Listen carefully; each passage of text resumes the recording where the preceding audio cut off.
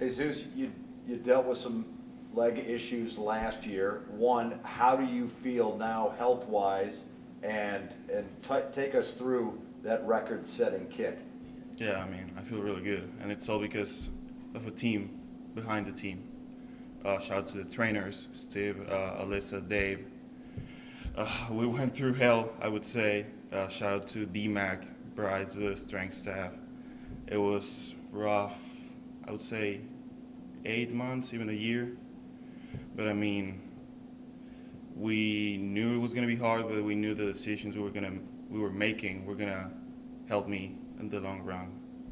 I mean, I could have done surgery, and I talked with Steve. We talked about it for a month. We were like, I don't know, like this surgery doesn't even exist. It would be something new. So he found ways, because it was Steve and that group to help me. And then, I mean, that kick, like Coach said, it was Jesus and company. It's not me. Like, I will never be able to snap, then drop kick it, and then make it. Like, that's impossible. Like, protection was perfect. The snap, he's been amazing.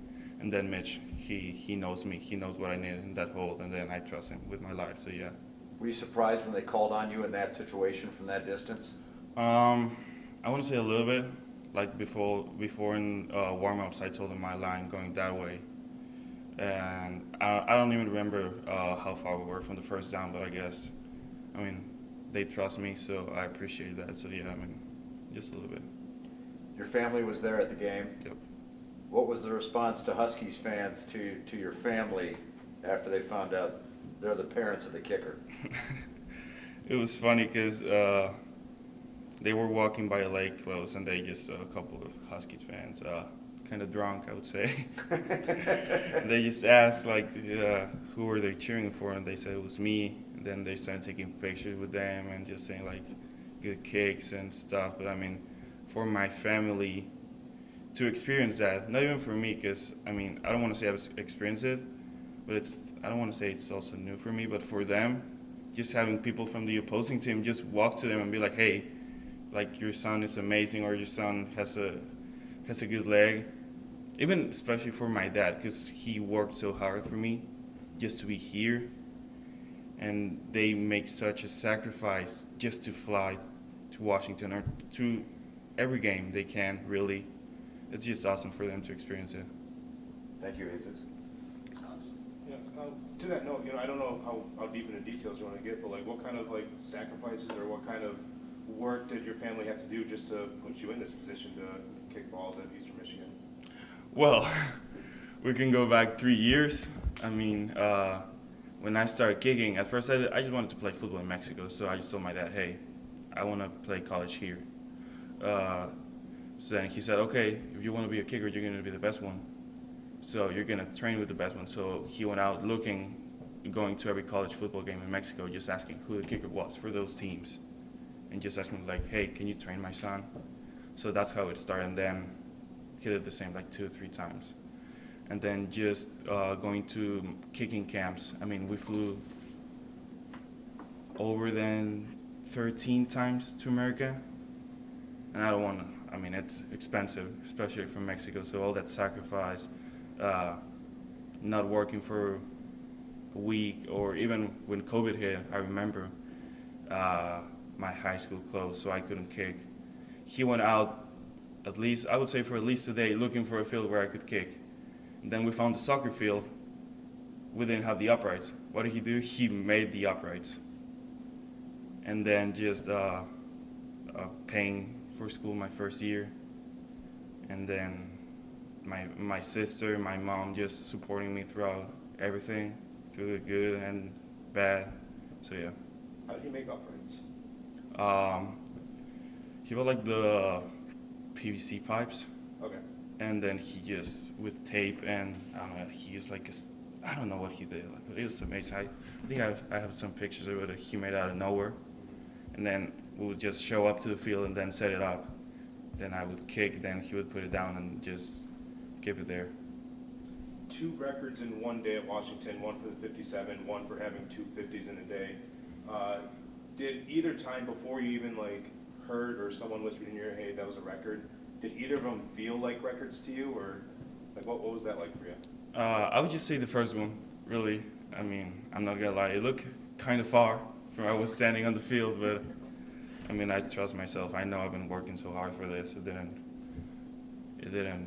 affect me. And the second one is just a 50-yarder. I can do it in my sleep. Yep.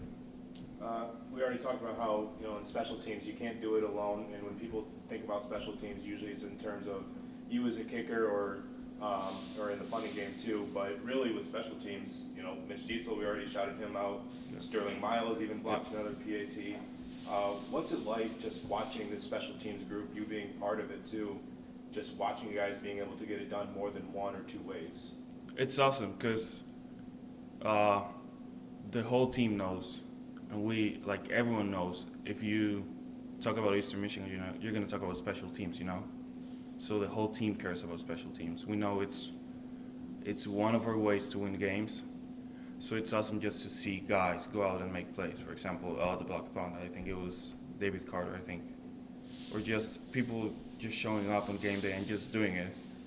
We have Joey Matter in block punt too. I mean, everyone. It's just awesome to see everyone contribute to it.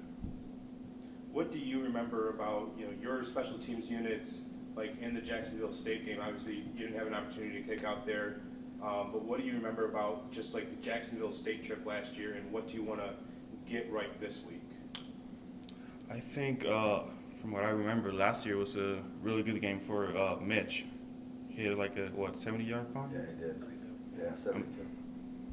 I mean, you don't want to punt in football games, but if you're going to punt, at least you're going to hit a ball like that. So, I mean, I think, just don't punt a lot of field goals. I hope a lot of PATs. Just let me get one field goal, I'll be happy. Then, I know we can help the team with kickoff return, punt block, whatever.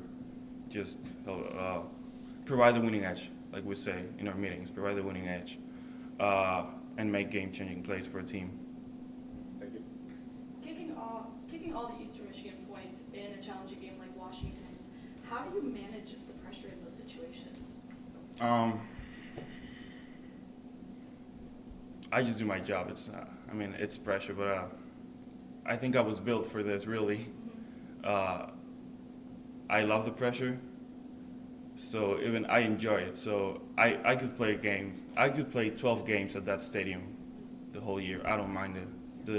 The noise, the pressure of the student section, whatever you want to say, I enjoy it. So I just go out there and do my job. Yeah. And how do you mentally prepare for it? Do you prepare at all mentally or physically, anything like that for the kick? Yeah, I just visualize. I know. I just trust myself. I mean, it's a routine for me. Like I kick into the net first, second, and before third down, and then I walk. And then I like to jog into the field, just looking at the uprights from behind, so I can see them get big. So it's just a routine that I've been practicing for the last 3-4 years.